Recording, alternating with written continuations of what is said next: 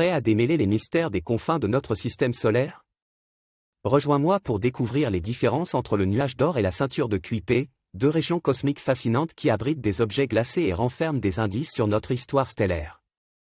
Le nuage d'or est une sphère hypothétique et massive de comètes, enveloppant notre système solaire à des distances extrêmes. Il est situé bien au-delà de l'orbite de Neptune, jusqu'à des milliers d'unités astronomiques du Soleil.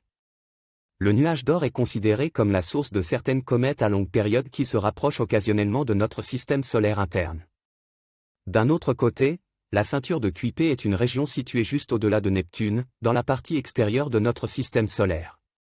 Elle est composée de milliards d'objets glacés, tels que les planètes naines, les comètes et les astéroïdes. La ceinture de Kuiper est considérée comme une sorte de réservoir d'objets qui ont évolué aux confins du système solaire, préservant des caractéristiques de notre passé stellaire.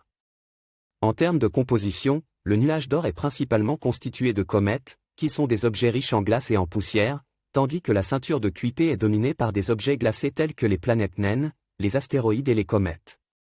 Une autre différence majeure réside dans leur distance par rapport au Soleil. Le nuage d'or s'étend à des distances astronomiques beaucoup plus éloignées, tandis que la ceinture de Kuiper est située relativement près de notre étoile. Rejoins-moi dans cette exploration cosmique, où nous découvrirons ensemble les différences entre le nuage d'or et la ceinture de Kuiper.